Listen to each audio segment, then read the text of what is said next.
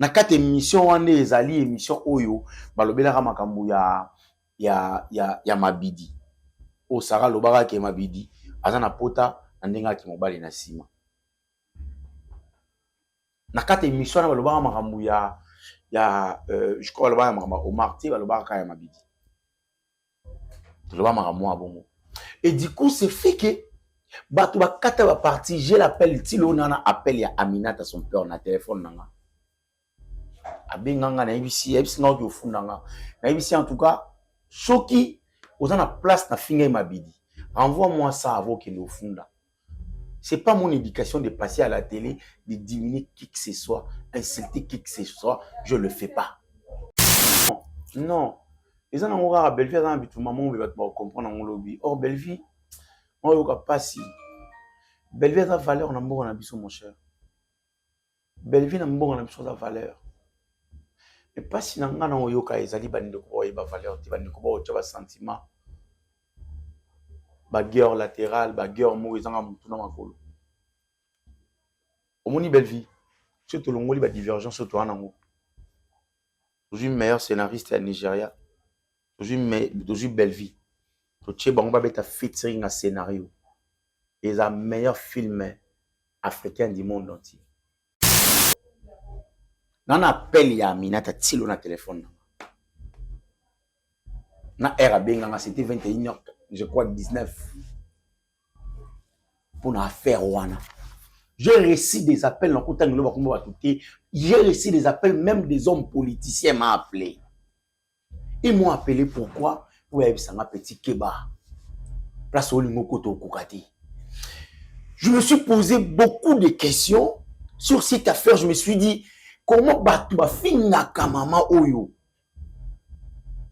La femme honoraire oyo, mon a réagi ça boité. Est-ce que Bango doit avoir pression oyo? Na téléphone, na internet en parle.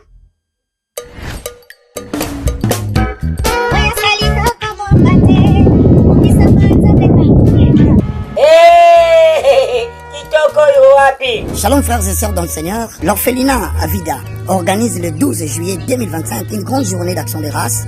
Nous vous invitons tous à venir assister. Le 12 juillet 2025. Tout ça pour inviter Ndeko Nyonso et surtout pour abandonner à partenaire Oyo. Et Salami que le jour où on va se retrouver à Kinshasa. N'hésitez pas, Yaka. On va passer un temps de louange et temps d'adoration. Batu ya mutema malamu. Ino batu bosimba kambongu. Bobebi sambongu te. Boya kutika ngo. Ipa ya bana babola.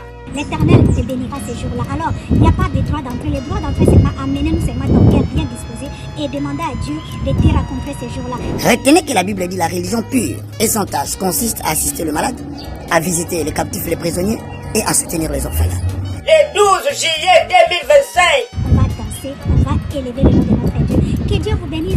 Les donneurs, les partenaires, n'oubliez pas, n'oubliez pas. Alors tu viens seulement, on va célébrer, on va danser, on va élever le nom de notre Dieu. On se retrouve avec l'orphelinat Vida ce 12 juillet 2025. Et indagate, mais itelakane, iteli, oya. Nous sommes situés au 49 de l'avenue Kinzola, dans le quartier Régie des Eaux, dans la commune de Kinsanso. Notre référence, 3e Dodan, arrêt Loboko, à proximité de la maison communale. Vous pouvez nous contacter au plus 1 647 533 43 10, au plus 243 89 57 13 354.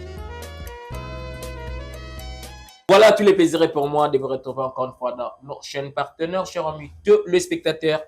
Bonjour, bienvenue dans notre tranche Gazirat Patokar, là où aujourd'hui j'ai comme invité l'un des communicateurs de Bilar Production, lui. Il s'appelle Tonton Yams Yambe Naïndi Toko Solo Lama Solo. Il y a cinéma congolais en général, mais avant de recevoir mon invité, pourquoi pas na remixer Batu Oyo, Basoutenir Bisso, à chaque fois que tu auras pour ça les sungi, en tout cas, ici t'as raté.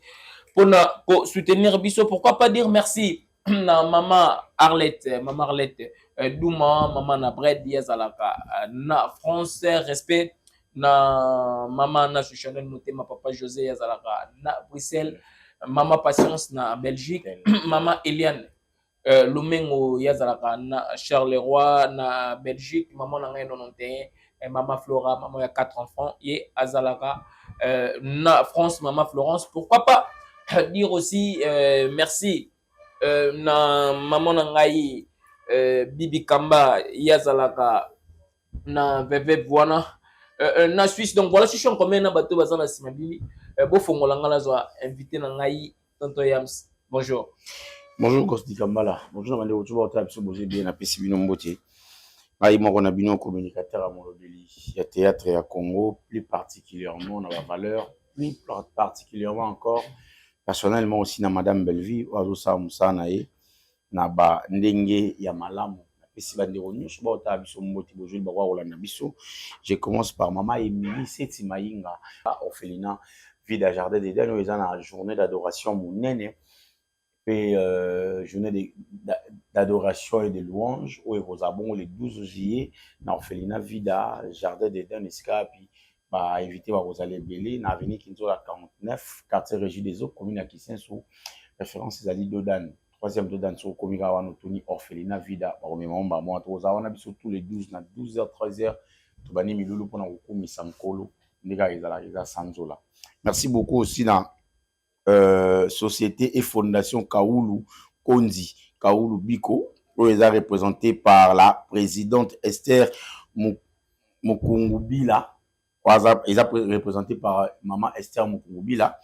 Sortie officielle non Rosala Bongo samedi le 26 juillet na Hôtel Sultani, en tout cas fondation Kaoulou et puis Kaoulou Kondi Kaoulou Biko fondation Rosala Bongo, fondation en même temps société. Les fondation en même temps société, ils allaient Kaoulou Kondi Kaoulou Biko, et vous a représenté par Maman présidente Esther Mukungubila le 26 juillet, sortie officielle non vous en Hôtel Sultana, biso Sultani, je crois, et vous a aussi une manière de soutenir les bonnes œuvres, il y a bateau ça misa malamu, bateau ba soutenir ba orphelin, bateau tout ba soutenir ba veuve, il y a Sylvie Njoli nyango ya losako. Napesi yo mbote la Maman Chéra, moi aussi Maman Claudine Bokato la mbote na yo aussi, merci beaucoup à Maman José Lusadi su mbote na yo pe na bosani pété Maman Yvonne Longomo mbote na yo nyango. Merci beaucoup à Maman Bébé Djema napesi yo pe mbote mero de bosako losako na yo nkana e nyango ya nkana te ya nyango. Lelo ezali anniversaire ya Maï Louisa. Oui, Maï Louisa zanani. Maï Louisa a oxylé 73 ans. OK. Azali moi si il y a grand prêtre Njoli. OK. Donc père Akulutu, c'est-à-dire père Abouti ba Sylvie. Moi c'est notre anniversaire zali. Lelo voilà. Maï Louisa a joyeux anniversaire nzamba bomba ya bakisela yo ebele. Maï Louisa nyango nangoya. Mokolo e bakisa malisusu. Njoli akoma na 150 yo komata na 170. Aucun rare nzamba olinga. Bref, merci d'avoir nous retrouvé dans Rolanda Biso. Maman Madombunga, papa Fioti Ngoma, la Pesio Pembote, maman Efine, maman Fifi Makenda, maman Apôtre, famille Libota Brazzaville, Aurélie Mafouka, papa Diamant, je te salue, maman Kathese, je te salue. Merci beaucoup à l'impératrice, maman Marie Tabora. Depuis Canada, je te salue, Yaïgat Simbo, la Pesio Pembote. Aussi à Maman Albertine Diasonama. Elle ne cesse jamais de nous conseiller. Maman Albertine, je te salue. Moi, je suis venu à Yoki, Maman Vero Balisa, Maman Matondo na Madrid, de Pona Kabelo, na Pesio Pemboti. Et monsieur Bandi, restez serrés vos ceintures parce que tout va dans voilà. Vaccination. Ouais, film écrit par Madame Belleville, réalisé aussi par Madame Belleville. En tout cas, il y a Florent Tambo, je te salue. Avec un bien, en tout cas, film aux mystique. Il y a Florent Tambo, je te salue. Ma grande sœur, Nalinyo Mingi, ok, Nadia, 50 ans, mais c'est au monde, on dirait, moi, 17 à 18 ans. Et vaccination, il film écrit par Madame Belleville. Et qu'il n'a bien, et qu'il n'a bien, et qu'il n'a bien, en tout cas. Bon séjour, on va comédien, Nyo Sobali, Bandamboka. Bon séjour, on va. Ba comédien Sazali Bandamboka. Ba comédien nyonso barali Bandamboka bon séjour na bango na ba résident kuna Masananga Mouskador, je te salue. Jerry Matondo ben apprécié Mboti, on a eu une longue conversation avec Jerry Matondo. C'était sur appel WhatsApp et comme un appel vidéo à conseiller moi mingi le biomoni yo tout va border trop ba vie musu na poto ba ko les épaules na yo nga na okamwa je monta les épaules nga c'est qu'il y a na compatibilité makambo nga na oloba parce que sinon lobi nga ga vite fait na leki muto ozala léser na nini en quoi et sur quoi. Bah voilà. J'ai que le sur plan. Tout le monde mission non. Alors film d'après eux évolution. Film à Madame Belleville d'après nga ça va. Ça va. Na pesa déjà de stratégie wana on nga mo pe na kata stratégie wana. Atala film ka soki et comme na suka. Na ba disco rotala na avant la journée mobumba. Net le dimanche. Lundi on travaille pas. Soit une ambassade biso garçon ne travaille pas parce qu'ils ont les 30 jours ils ont férié. Na koki koza libanda mboka. C'est une ambassade biso grâce. D'ailleurs, je profite de cette occasion pour souhaiter un heureux anniversaire à mon fils. Yassine Yambe Bolangala. Mon premier fils, en tout cas, qui dit bonheur à toi. Que Dieu te garde, que Dieu te protège trop longtemps. Là où moi j'ai échoué, toi tu vas aller au-delà. Cette vidéo va rester légendaire. J'aime mes enfants. Yassine, Yasmine et Yanis. Je vous aime énormément. Et particulièrement à mon premier fils, mon garçon, qui fête son anniversaire aujourd'hui, demain plutôt, le 29 juin d'une certaine année. Papa t'aime énormément. À la lumière, à l'étoile, place au bâton, on a commandité ya leka. À la essengo, place au kande kozala. Place kolele kozala za la sengo azala étoile a brûlé. J'ai béni mon fils parce que le père qui bénit le fils banzambe na biso aseza papa na biso lola papa naï lola nzambe naï j'ai béni mon fils. Amen. Voilà. Ouais, joyeux anniversaire à notre fiston. Yambe, je voulais les loto me consoler non. Ouais. Ingratitude na injustice. L'ingratitude sur l'ingratitude aujourd'hui est visée sur beaucoup de points. Et bien évidemment aussi que soit on est sombalé. L'ingratitude aujourd'hui est visée sur beaucoup de points que beaucoup de gens ne savent pas. Beaucoup de gens ne savent pas. Tigango. Beaucoup de gens ne savent pas. Moi j'aime plus qu'on parle de l'ingratitude. Il faut faire allusion à Marambe Bélé. Tu vois aujourd'hui, gosse, la nature lui impose d'être ingrat. Hier, j'ai parlé avec mes amis Mouscador, Jéric Matondo, Pasteur Gilles,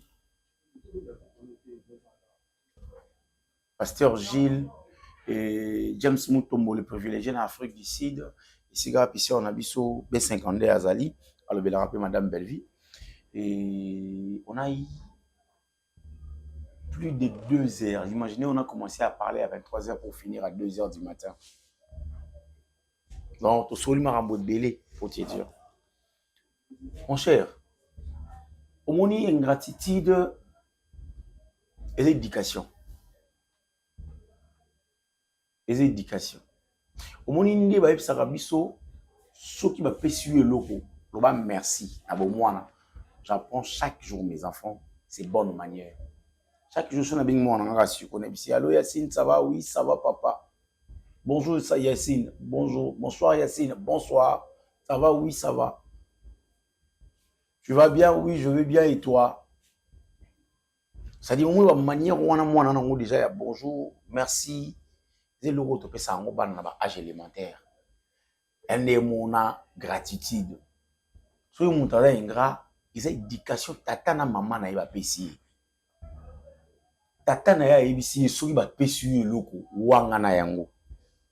Maman na ye ibisi maman na ye ibisi ya lobi soki ba saleli obolamu ignorer yango. C'est l'ingratitude au tata na maman na bango bala disi bango. On ne peut rien, gosse. On ne peut rien devant quelqu'un qui est ingrate des naissances. On ne peut rien. On ne peut rien devant l'irreconnaissance de l'homme. On ne peut rien, gosse. On n'a qu'à accepter leurs choix, leurs besoins, leurs désirs.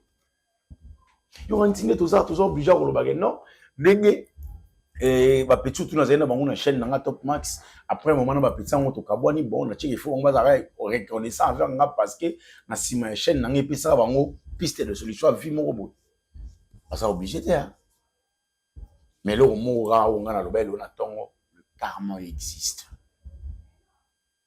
Le karma existe. Tout ce que nous faisons aujourd'hui, tout ce que nous posons aujourd'hui comme acte, qu'il pleut, qu'il neige et qu'on rattrape Bisso lobby. Ne vous inquiétez pas. Il rattrape Bisso. A tout comme na posa baza ben grand na kama mutu mo bo akoza ne penga te machi décision il faut ça ingra. Non le bali mon cher. Je voulais que tout cela l'injustice aussi hein. Na émission na biso lelo. Alors, dans les tout sur la ingratitude, l'injustice dans le monde de la comédie. Ouais, et ça quand le monde de la comédie, injustice c'est ça même l'église, injustice c'est ça même le ministère enseignement, injustice c'est ça même na Paris, injustice c'est ça partout. Na milieu professionnel l'union sur injustice c'est ça dit. Mais na milieu de comédien locaux là bas personne visible à la télé yango monito au monde yango mais ba niveau ba comédien pe eleki ndendelo na milieu de comédien injustice eleki ndependelo. Mais qu'est-ce qu'on va faire? C'est leur choix, c'est leur désir, c'est leur besoin, c'est leur opinion, on ne peut rien. Tonton Yams bah tu vas saluer constat que à chaque fois on le bien habillé. Ah non, très bien habillé. Merci beaucoup. Donc voilà, costume. Là-haut, Bazuma, voilà, donc on va passer. Là-haut, Bazuma, soit là, tu m'as beaucoup de respect.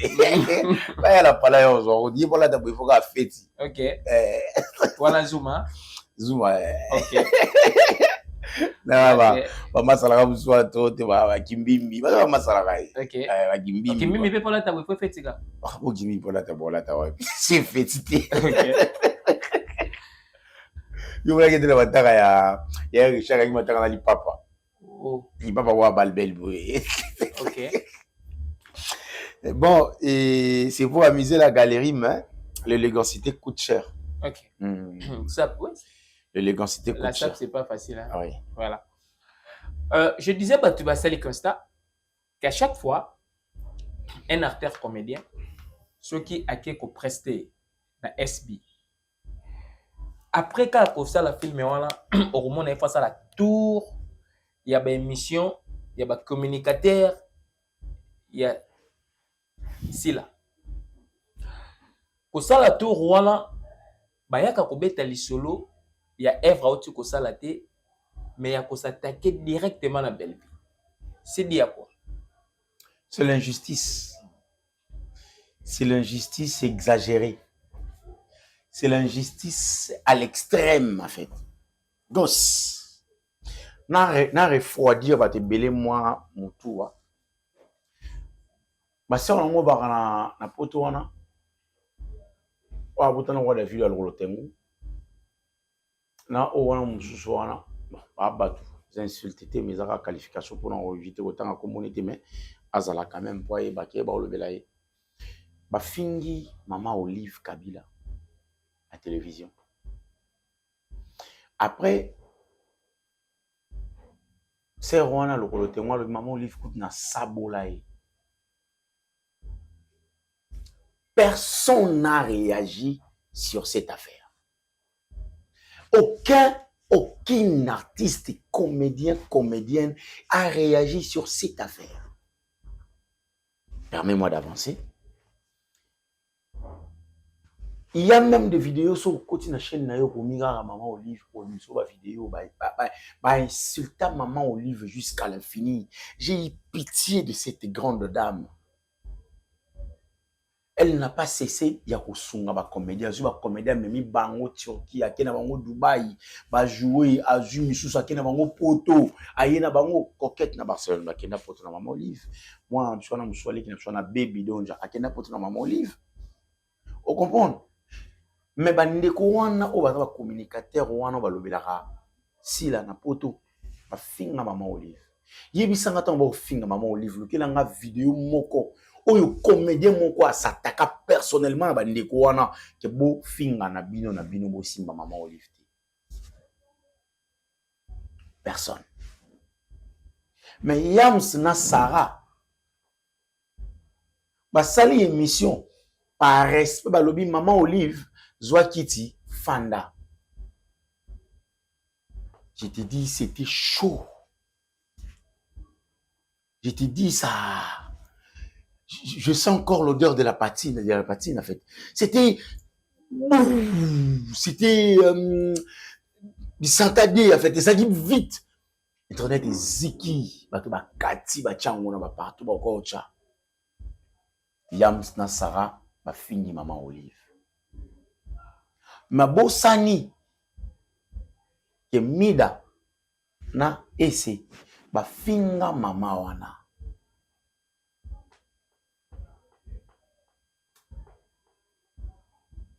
Ba bosani yango je te dis. Mouta lobela ngwa zate. Mais Yams na Sarah ba sali émission lokola ba lobi la ka belle vie. Et puis tourner en moussoussou. Et puis en plein moussoussou, je rage moussoussou. Parce que comme on tient sous pression de part et d'autre na téléphone, bon les canaux TV bon s'excuser. Je me reproche de rien. Na fingité. Et puis, il y a propos teni nangati. Il y a propos teni, il y a Sarah Lobi, maman, zwa kiti fanda. Je sais pas ce que dans le monde, moro boye, zwa kiti fanda yo, quand on a insulte, na évité. Na ba dialecte, na biswa, awa, ton, na ba langue étrangère. Je sais pas. Mais ba sacre, ba crucifia biso ngana Sarah. Na kate émission, wane ezali émission oyo, ba lobela ramakambu ya mabidi. O Sarah lobara ke mabidi. Azana pota andenga ki mobali na sima. Na kate émission na balobaka makambu je crois balobaka makambu Omar T balobaka ya mabidi. Balobaka makambu abongo. Et du coup c'est fait que bato bakata ba parti j'ai l'appel tilo nana appel ya Aminata son père na téléphone nanga. Abenganga na ibisi nga ki ofundanga. Na ibisi en tout cas soki ozana place na finga mabidi. Envoie-moi ça avant qu'il nous fonde. C'est pas mon éducation de passer à la télé, de diminuer qui que ce soit, insulter qui que ce soit. Je le fais pas. Nan appel ya Aminata tilo na téléphone. Na RAB c'était 21h, je crois 19. Pour na affaire wana. J'ai reçu des appels dans j'ai reçu des appels même des hommes politiciens m'ont appelé. Ils m'ont appelé pourquoi? Pour aller à petit Keba. Place au Lingokoto Koukati. Je me suis posé beaucoup de questions sur cette affaire. Je me suis dit, comment Batouba Finaka Mama Oyo? La femme honoraire Oyo, mon a réagi ça boité. Est-ce que Bango doit avoir la pression Oyo? Na téléphone, na internet, en parle? Non. J'ai appelé Sarah, Nabisi Sarah. Longo la vidéo. Sarah me disant non longo la vidéo t'es parce que tu finis ils ont le droit preuve sur Bokangabi solo lui. J'avance. Mais si Sarah photo ça la contre-communication. To ke to luki ba vidéo ya ba fille wana ba finga maman. To yena ngoto tchango internet. Na batu ya théâtre ba tchaki ba crucifier ngana Sarah pour Sarah lobara maman zwa kiti fanda. Bato ya théâtre, babima et belé pour ne pas citer leur nom, et belé va changer la langage dans Mangolelo. Et belé n'a pas molongo pour nous ça publier une vidéo sur arrestation à Yams na Sarah va manquer maman on a respect. T'as un modèle injustice, un modèle ouana. Ba ebige, ba sœur on a mis balé na poto, ba finga maman Olive na degré ya suka. Ba finga première dame on avec beaucoup de respect, je rappelle cette affaire parce que ça la m'a passé. Ba vidéo ba ngouza tilelo. 2-3 semaines après, Sila se permet de passer à la télé pour reconnaître ses communicateurs. Donc, ba o mi ba finga ki maman, ba na kati ba communicateur na. Sila reconnaît vidéo wana ezali. Vidéo wana ezali ba otela biswango. S'il reconnaît, atangi ba comme communicateur, na o ba na Afrique du Sud, na o ba na France partout, atangi ba. Na ba oba na Kinshasa ba finga mama wana. Aucun comédien, aucune comédienne s'est permis au les canatives pour y contredire aussi la poème ça si la que tant ba fille ba finga ki maman c'est yo mtu tinda ki bango. Personne. Regardez-moi cette injustice exagérée. Regardez-moi cette injustice exagérée. Mon terme a en fait, pour monter mon bébé à côté ni na olingana yeba. Na olingana sala ba analyse, na sala ba diagnostic, na se poser ma question, mon thème ma bébé ba comédien sur Belleville et à côté ni na par ni pour sali ni.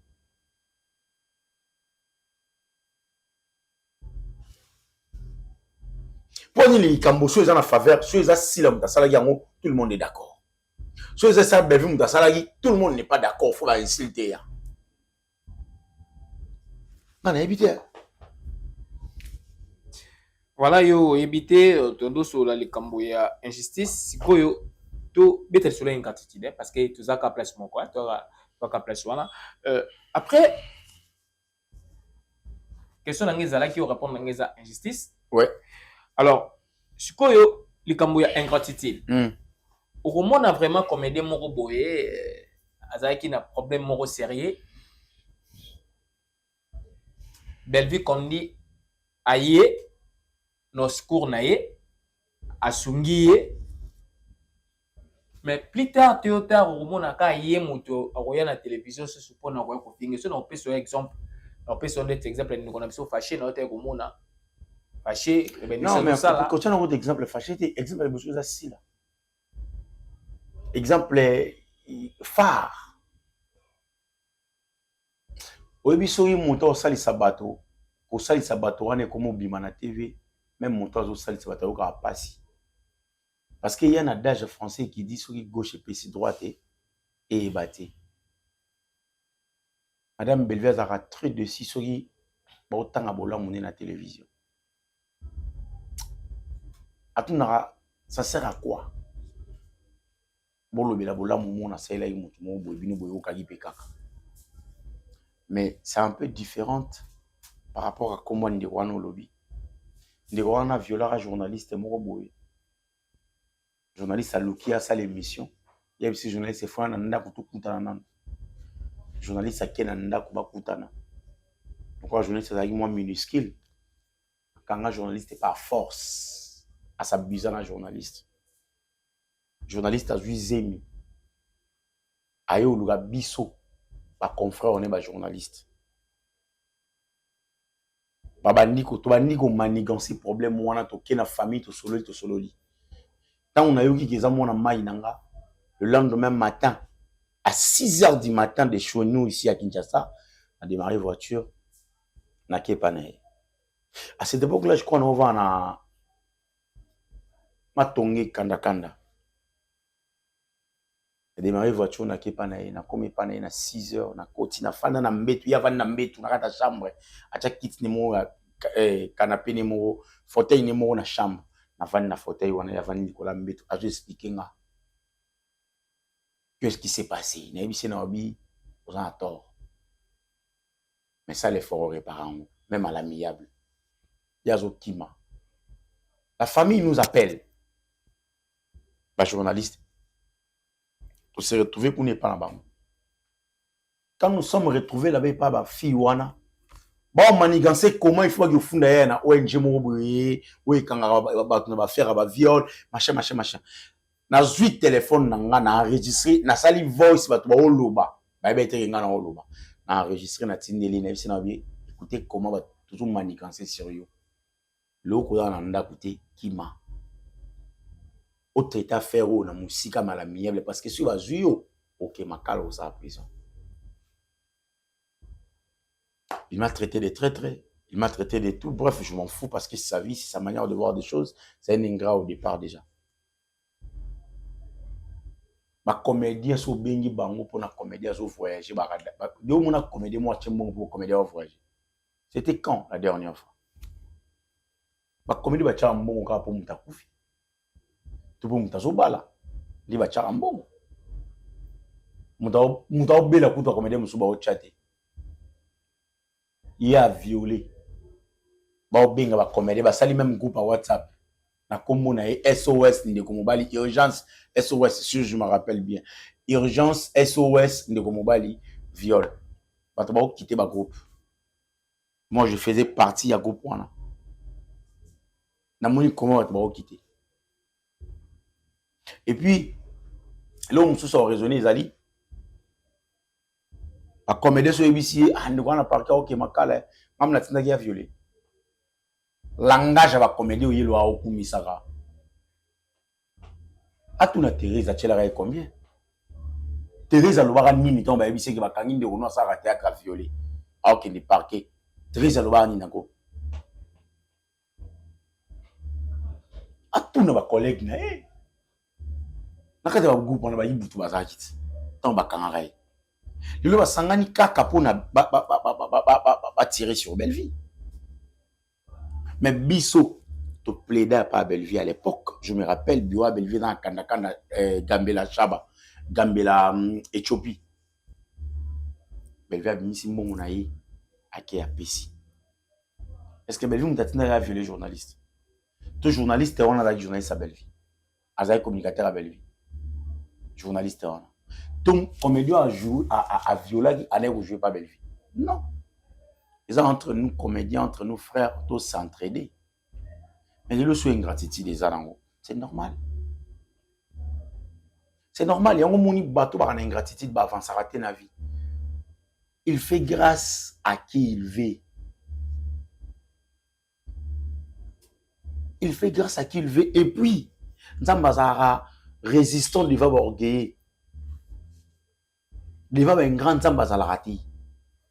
Quand vous êtes ingrat directement, vous êtes disqualifié dans la Nzambé. La reconnaissance. Même la reconnaissance n'est pas de ce monde. Tant que vous avez reconnaissance, respect et fort. Il faut ignorer le fort. Est-ce qu'il faut lapider mon tabou? Après, on a eu courage. Aïe, l'élo. Il faut affinir à Belleville. Après, tant qu'on finit à Belleville, va comédie, va boire au soutenir, et tant à côté à prison, va y betteler ma beaucoup. Or, sur Belleville, il y a un convoi spécial. La famille était d'accord avec les prisons. Parquet a dit d'accord avec les prisons. Les artistes et comédiens au Balingraï étaient d'accord avec les prisons. Oh, il y a Zalarape na bango, ba sekarape. A tcharape na ba film, a tcharape na ba film, c'est rien d'autre au coma. On va retrébicher place, va trébicher. Va trébicher place, va zandé. Qu'est-ce qui s'est passé? Va parachuter place, va parachuter. Je ne comprends pas. Est-ce que ingratitude est-ce que c'est pas par rapport il y a départ déjà il y a Belleville qu'on dit Nenga Zalaki comme déjà il part à major disadi di batumususu abande ko tcha bon na ba casting té ti lelo pe tout monde a repé na belle production tcha bon na ba casting té est-ce que batona ba na ba candidaté peut-être né lelo bazo joindre nzela ko non ils ont encore à Belleville dans bitu maman on va comprendre mon lobby or Belleville on yoka pas si Belleville a valeur na mbongo na biso mon cher Belleville na mbongo na biso da valeur mais pas si nanga na yoka ezali bande ko ba valeur ti bande ko ba tcha sentiment ba guerre latérale ba guerre mo ezanga mutu na makolo omoni Belleville surtout longoli ba divergence surtout anango toujours meilleur scénariste à Nigeria toujours Belleville to tche bango ba beta featuring un scénario et un meilleur film africain du monde entier.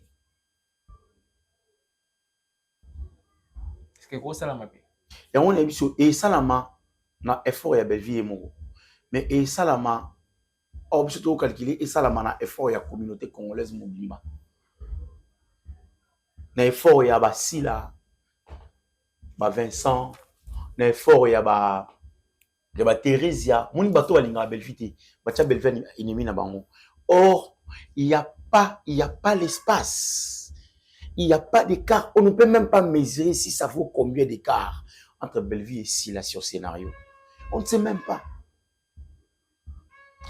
même pas s'il faut calculer combien de kilométrage entre Belleville et Thérésia sur le plan scénario. Toko calculer mon petit mon qui est koufa. Sur le plan scénario, toko calculer Belleville na Thérésia ni na Ibutu, ni na Gabriel, ni na Thérésia, ni na batu nyonso ba ko finir na télévision. Donc ezana distance ya moulayi sur le plan scénario au Belleville ezana même atala atika azana si la côté. Donc il y a pas d'espace, il y a pas de mesure à calculer là-dedans. Siko bato yebi le yake ya sala mieux que les kabiso. Donc a osé la soutien na bango. Belleville n'était pas ingrat envers les artistes et comédiens.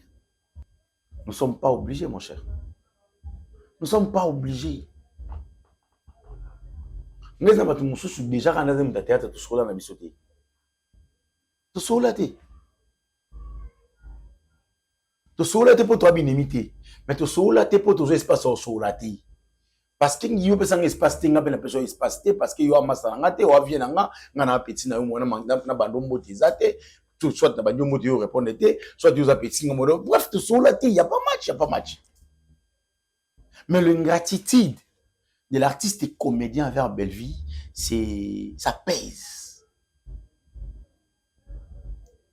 Ça pèse.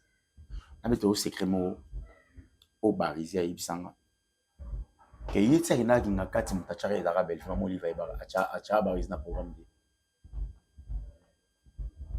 En coup dans barisi, je crois à 4-5 jours après qu'il n'a qu'à m'avoir na Kasavu. Sur kanda na Kasavu na pas en coin. Amoni na bia panza neni udeki ngakati yopelenga da whisky. Sina praise. Ngakutu mobulu nana mbongo ten mbongo silite. Et c'est banza uti kingakati tsabi président tika boye ngakutu te mais mutachenga te ngamerna bela ngana bi bela mutachaki yo président muna simu ngo zo ide isili na ngo na bangombe ba pesa episode isili mutabongo lobi azenga.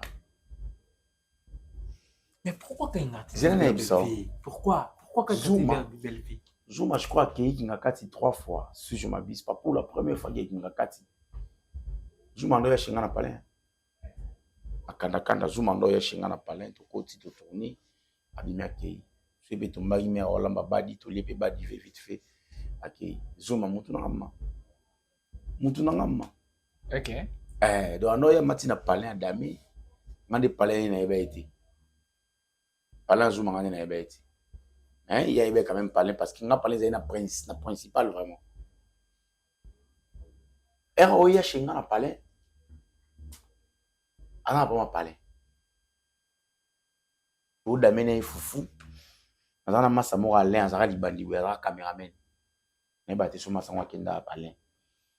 Pour d'amener foufou. Est-ce qu'il y a un pour m'a parlé? Mais Bela Chenga na casting à Mamolif, na kenda qui na kati. Mais la chef sur 500 donc il y a quand manon on a aussi bon pour on est dans sur la palais et on est scanner sur les carrément existe ce qu'on est ça va communiquer ba master on a ba journaliste ce qu'on a mis va commander ba combien na mille va commander ba combien oyo Bela Zouara ya memi eti et pas mère. Mais ascenseur retour en fait. Faut Bela o kabelo mbongo nete. Mais memi yo place ba o kaba mbongo e kopé sous sans sa vie. Mais yo tcheke retour il fait za mabe. Faut la tsato yo zenga ko le kaba tutu na moki. Na kati ba o nyunga na kati ba o regretter na kati ba na ba regret belé de ba na belle vie. Yo imaginez un petit le nom sur le romo. Comédien mo neti Shoga.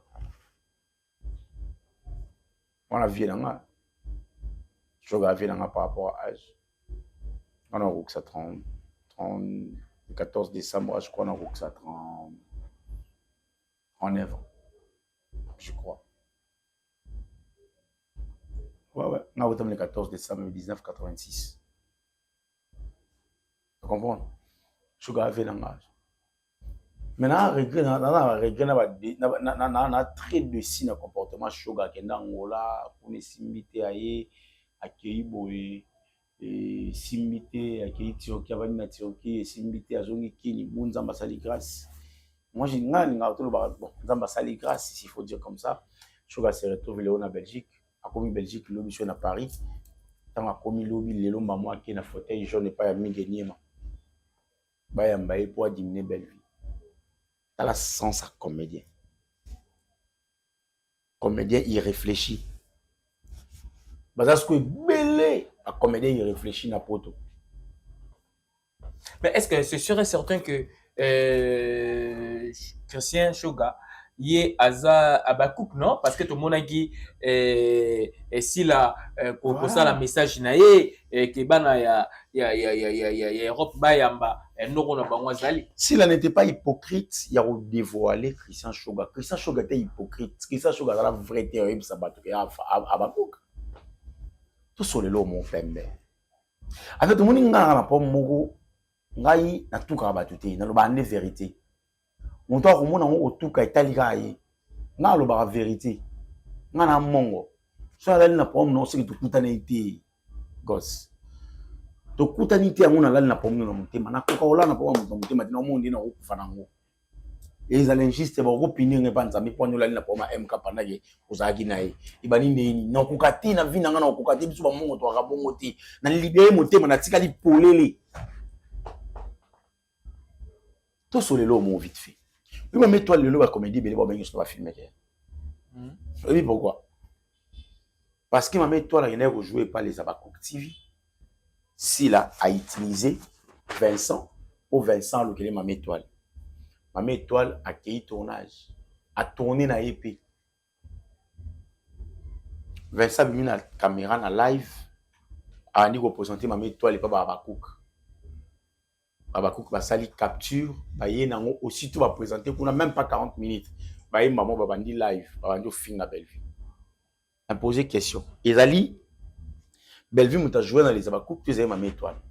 Ma étoile na Bellevue, mon patron ça te mon moi mon salati. Ba mon nion so baba mi sala théâtre. Bellevue a dans une maison de production na ebela patron ya ba travailleur na yi. Aza patron ya ma étoile te ma étoile aza collègue nae si on ndenge nini yé a sali ke il faut ba finga mama ba finga Bellevue et ça parce que bango ba check ma étoile aza famille libota o ma étoile aza famille libota ti aza comédienne indépendante aza netre ba finga ma étoile ya na télévision ka fois lo ba ki Bellevue aza Simeon ba tutu ba kangela Bellevue kanda. Yango na otuna bandeko ba otala biso bola kisanga vidéo moko baza deux comédiens seulement au moins gena bosana mama étoile na modéro o ba ofinga Bellevue pona ye aye aleki na TV alobi ba ofinga Bellevue pona nga botika affaire a liboso ezaka affaire ya mokisanto kimpese o modéro azana mobala Bellevue na kimpese modéro il n'a pas en fait, il n'a pas autorisé, en fait, sa froideur intérieure lui intimider extérieurement. On comprend, mon cher. T'es là. Naïvisio. Ba comédien, bango mo se laisser faire. Pas balinga na bango ba comédien. Ngana o mituna question zaka moko. Obi nga na vraiment fruit à Paul Mukendi. N'a vraiment fruit à Paul Mukendi. Première génération, il y a Paul Mukendi à Rekritara. Je faisais partie. Dans maman Ngebi, tout ça, là, c'était une émission où je me rappelle. Tout quand même là, ma photo, mon soukou dans la route, on a parlé. Cher ami, n'a jamais au mythique. Et pas mon ingamo comédien manigan, c'est toi manipuler. Pas mon ingamo journaliste. Et ça m'a dit. Chose à patron le roi papi moi vient à biso, je lui respecte. chose patron le va venir au PDG à Nice, il y a pic, je lui respecte, je lui dois beaucoup du respect. Respect na banga elo mi balé différente. Na boumbu, ya makam, respect za boumbu te. Ba comédie belé ba comme baumbu ya sila. Na ba comédie ba na poto. Na ba comédie ba na Kinshasa wa. Ça me fait trop mal injustice wana na habité sur les appoani. Ya on a habité no tant aussi la lobby famille les abakouk bo soutenir frère on a bien noro na bino Christian Shoga. Alors on bon.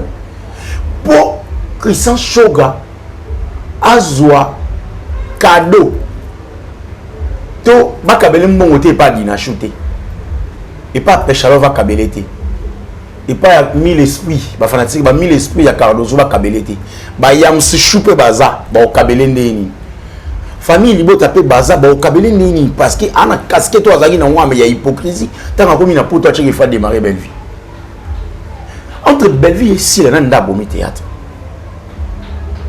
sont réels, ils sont réalistes ba comédie à poto ba o ba tcheki fa kangela belle vie kanda parce que belle vie aye lelo na théâtre et ko simbati langage wana ngona minoko yango wana et ko simbati parce que Bellevue aye lelo on ne refuse pas Bellevue aye lelo ana carrière moulaïté to ndimi yango lo ba mélomane ya théâtre malamu en fait to ndimi yango lo ba mélomane ya théâtre malamu que Bellevue aye lelo na théâtre a un monopole à théâtre nani nde akangi vie moko ya poto makolo basinga pensée basinga scénario ekangami na chaîne Bellevue azui cadena bogi na mai bien en tout cas vieux moi mon répondre nga vieux va même meilleur comédien en 2020 à répondre ah oui vos émissions à la con. Et vous réalisez vos émissions avec, vous êtes rempli des émotions.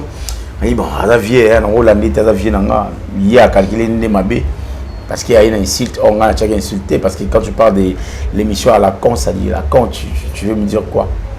Je fais des choses à la con, ça dit je suis con. On comprend? Les insultes, bon. Alors mon coup, bon, on a été pour, j'ai pas aussi des problèmes personnellement, on a eu. Ils ont analyse dans ça, que le théâtre est juif en moussous. Nani comédien ou azana poto to azana Kinshasa wa Bellevue kanga bango ba mitu ate mais bango tout na mutu na bango cible à Bellevue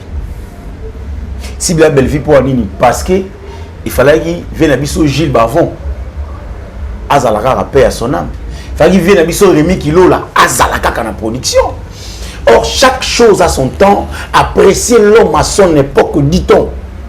Hier, on a parlé de Alpha Bokoli. On a parlé Alpha Bokoli à Salaba film. Hein? Major Bissadi de Salaba film. Hein? Baza parmi la Titika. Major Bissadi de Titika. Gilles Bavon. Alpha Bokoli. N'a pas besoin qui monopole à théâtre à un moment. Mais apprécier l'homme à son époque, mon cher.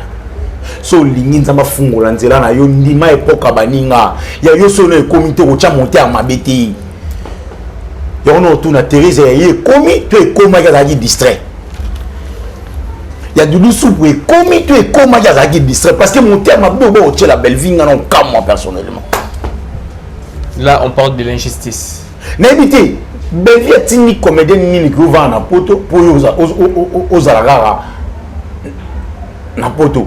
Personne. Nous avons apprécié on a vu sur Aïda, à quel poto azongi, namoni mabidi à quel poto azonga, rappelle le bilan qui na tourne en azonga, namoni bavi na biso belé, namoni ndekona musu yenga gelo yenga kei azonga, namoni master na nkela, na ba nkela da na habité sur rappel master na vie na habité na habité. Je salue nkela yangani. Bon séjour à toi mon ami. Ah moi ça na ma nkela mamutu na ma Andinga ya Kalama qui est là bon séjour à toi na Paris. Au revoir, ba kei bozonga.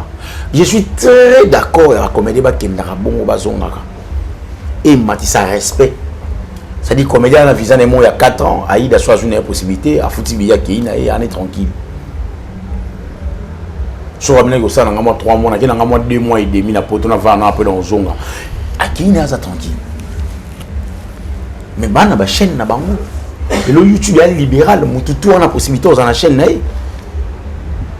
Mais pourquoi il faut rara si la nakabola théâtre batu on a peke muta batu ba finga batu ba le bela si la ina télévision à reconnaître bango na lo ba komba belle vidéo mon a belle place moi reconnaître nga na ina télévision to na vidéo mo ba lobi so lobi na ngana otinda no no yams asala no ba analyse c'était quelle vidéo parce que Belleville a dit que Maramnae a ogi ko asim a ogi ko ngala ogi ko asime ya ngote elle a commencé sa carrière ngana zalate na ko yete ifuna kabuli na ba comédien té carrière n'est pas si bananga na zalate na change na kabuli na ba collègue nene et ici baté mon cher mais ce qui est sûr les gens parmi ba tobo kabola théâtre et un communicateur plus ici là bango mbazala na question tunagi soki gesho tourner kuna lelo lobby bani mamoko matsa gesho na miniature babani mamoko finga Belleville d'accord ça soit jouer kuna lobby na matsa gesho na d'accord ça na miniature babandi ko finga Belleville et lingo laksani ni Belleville biso to yeux ko joyete bon organiser bon bomela Belleville musala oh bon bomela Belleville musala te bon bomela nde baninga na bango ba comédien musala.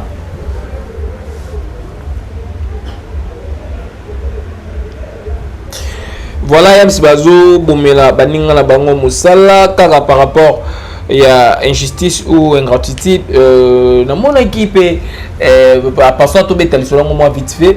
Dans mon équipe, nous avons biso Kimbimbi, ou Azaki caméraman, il y a Bella production, la bas sortie médiatique, moi Bella.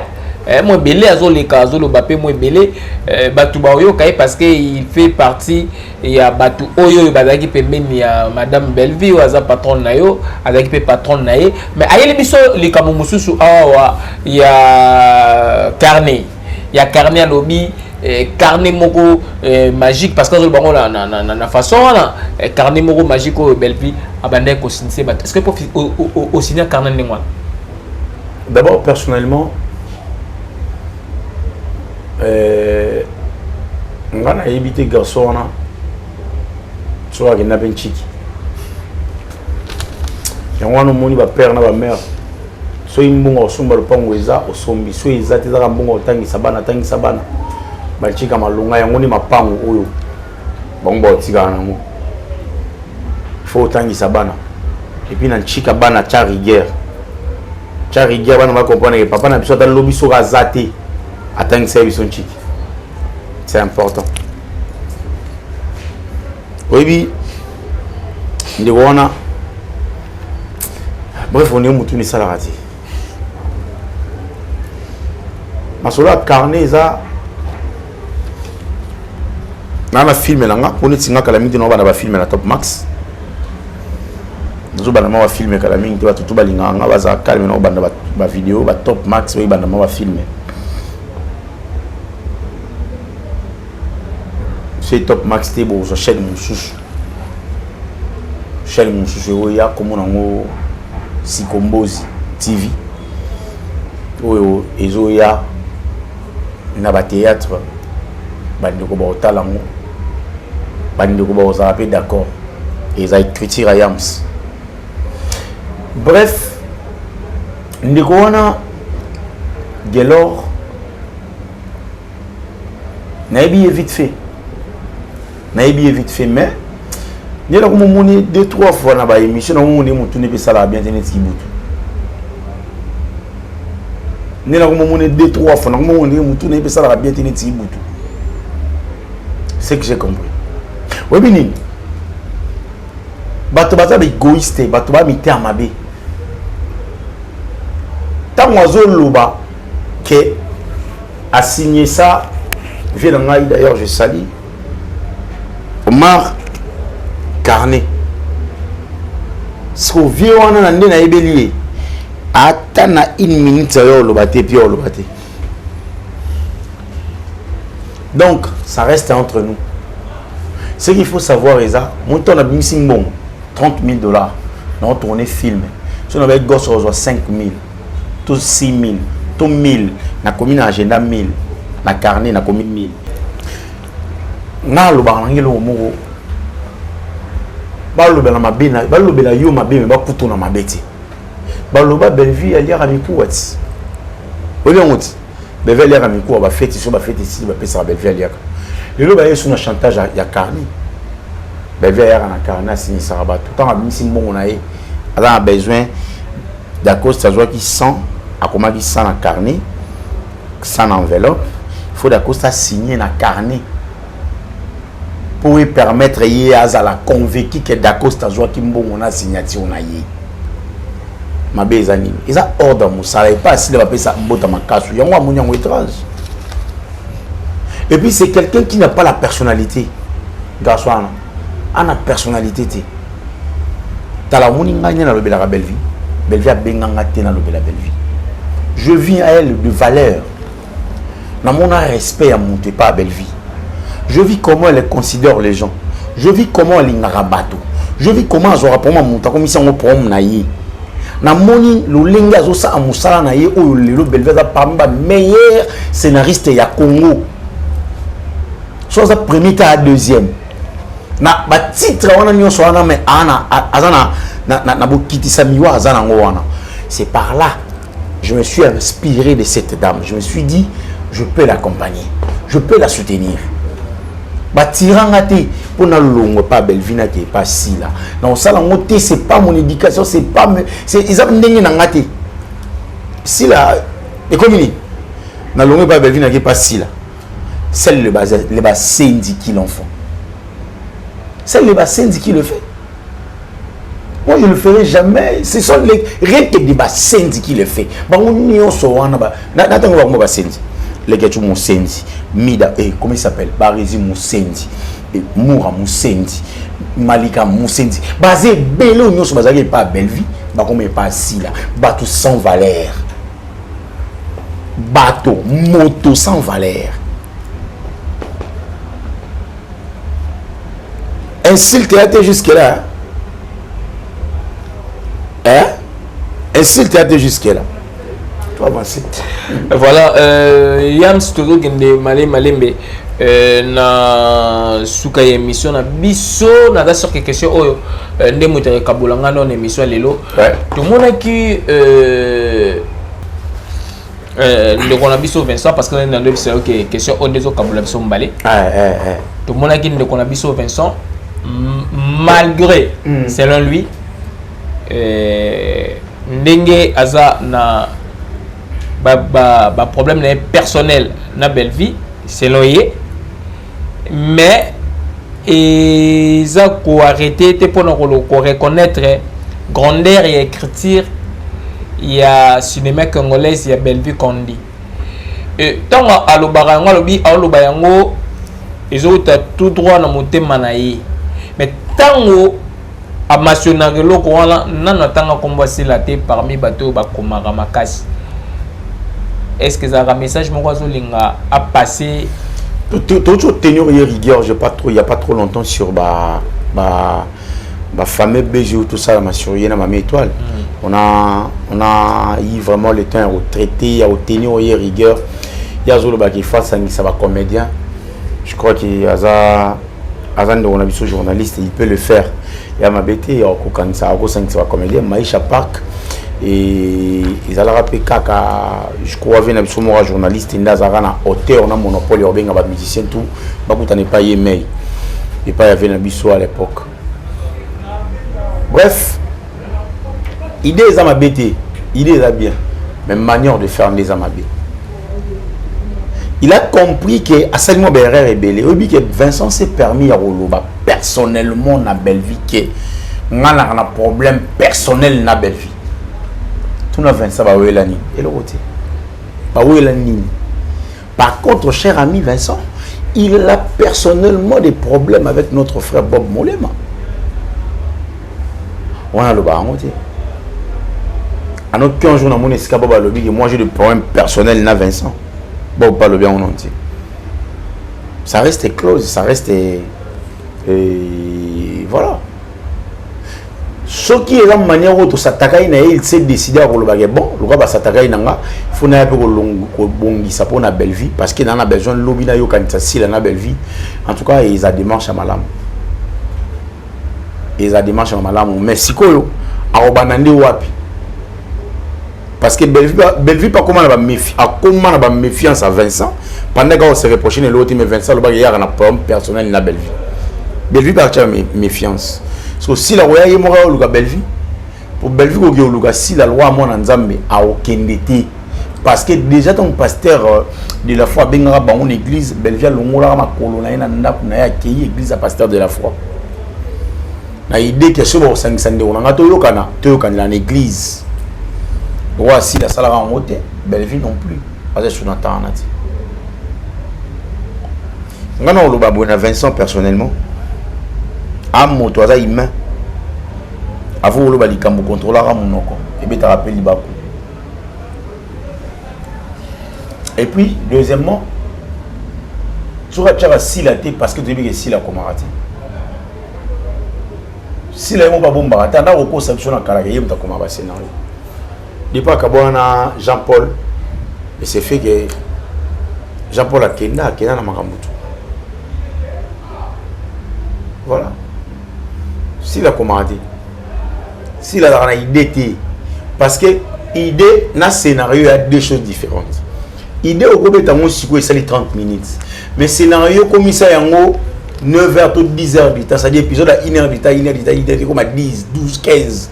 Na idée à 30 minutes, pour comme ça, un scénario, il y a 24 heures, 24 épisodes. C'est-à-dire, il faut avoir une tête bien faite. Parce que si le maramouana a monté, à Komarata, il y a un scénario, il y a une idée.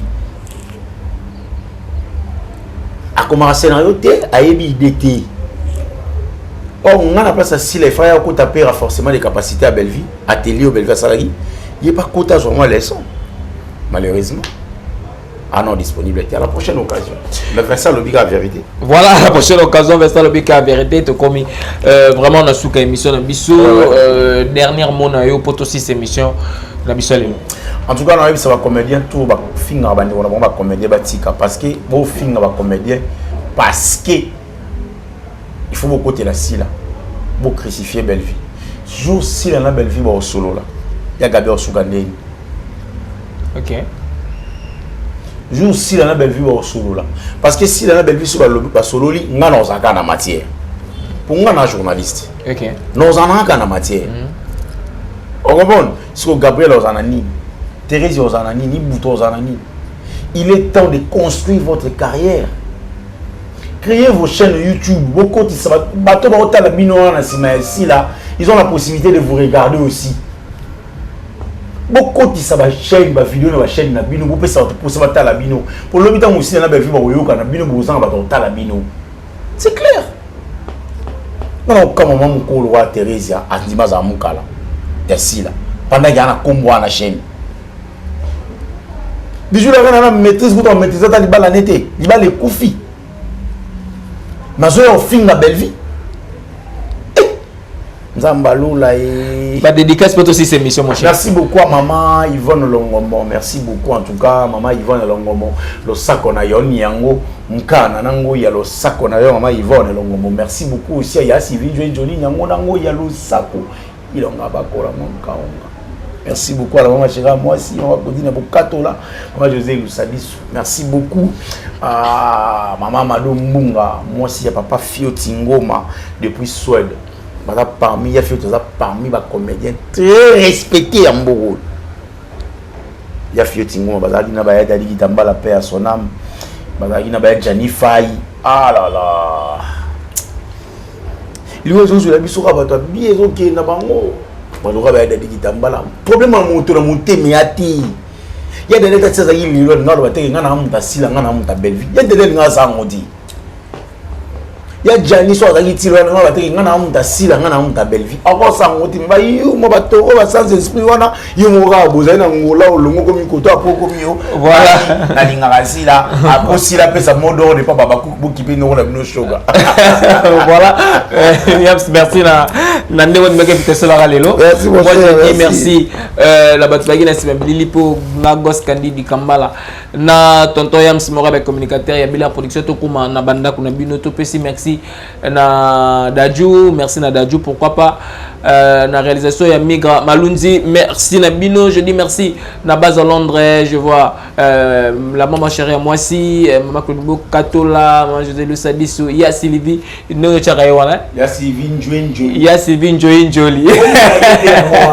voilà ça se payer Elodie Njoli ah ya Elodie Njoli ah ya Elodie Njoli wa bito boire rapper Elodie Njoli parce que le vieux Njoli 80 ans d'âge donc voilà joyeux anniversaire à Maï Louisa donc voilà Maï joyeux anniversaire à Yoni na big to let romela donc voilà 73 ans c'est pas une mince affaire plus de 50 ans il y a Nzambe à Bombeli biso maman donc voilà ça c'est fait pourquoi pas dire merci na maman na mavala muyemba voilà na ndo baba za Londres mavala muyemba na famille muyemba muyemba bango pe bazala famille Bota il y a Londres donc voilà maman Bibi Kamba na Veveve maman na Chanel Motema papa José na Bruxelles au bois qui maman Niclette Doumate lelo ah Niclette Douma la maman de Brad na biso na sur la parfum moi kitoko wa na ba ona zali na moi pe yaki na wana 4 parfums na ochaka na ndaku shakilo na pa ngola na émission yazo kabana kanaya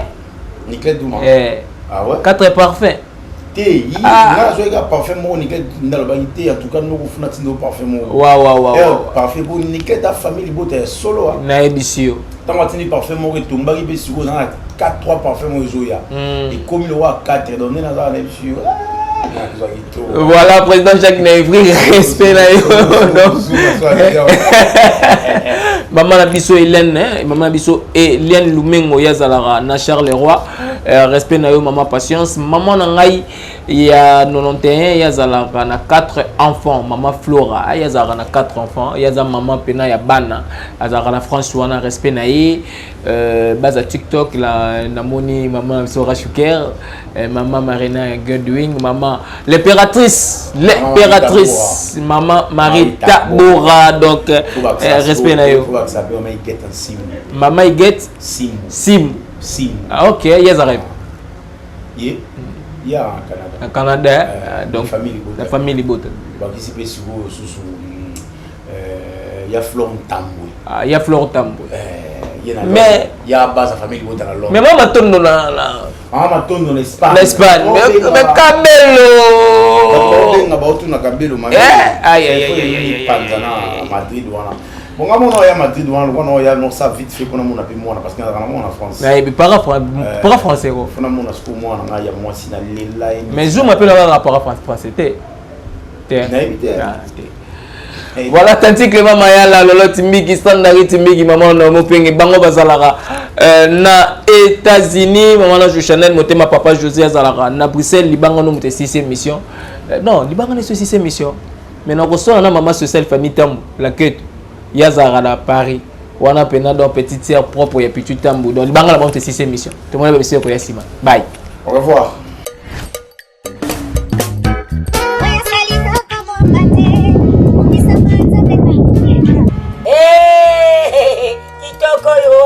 Shalom frères et sœurs dans le Seigneur, l'orphelinat Avida organise le 12 juillet 2025 une grande journée d'action des races.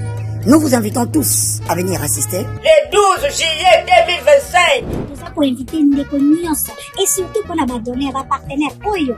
Et salami que le jour où on va se retrouver à Kinshasa. N'hésitez pas, Yaka. On va passer un temps de louange et temps d'adoration. Batu ya mutema malamu. Dino batu bosimba kambongu. Bobebisa mbongu te. Boya kutika ngo ipa ya bana babola. L'Éternel te bénira ces jours-là. Alors, il n'y a pas de droit d'entrée. Le droit d'entrée, c'est pas amener nous seulement ton cœur bien disposé et demander à Dieu de te raconter ces jours-là. Retenez que la Bible dit la religion pure et sans tâche consiste à assister le malade, à visiter les captifs, les prisonniers et à soutenir les orphelins. Le 12 juillet 2025. On va danser, on va élever le nom de notre Dieu. Que Dieu vous bénisse. Les donneurs, les partenaires, n'oubliez pas. Tu viens seulement, on va célébrer, on va danser, on va élever le nom de notre Dieu. On se retrouve avec l'orphelinat Vida ce 12 juillet 2025. eyindaka te me itelaka nde iteli boya. Nous sommes situés au 49 de l'avenue Kinzola, dans le quartier Régie des Eaux, dans la commune de Kinsanso. Notre référence, 3e Dodan, arrêt Loboko, à proximité de la maison communale. Vous pouvez nous contacter au plus 1 647 533 43 10, au plus 243 89 57 13 354.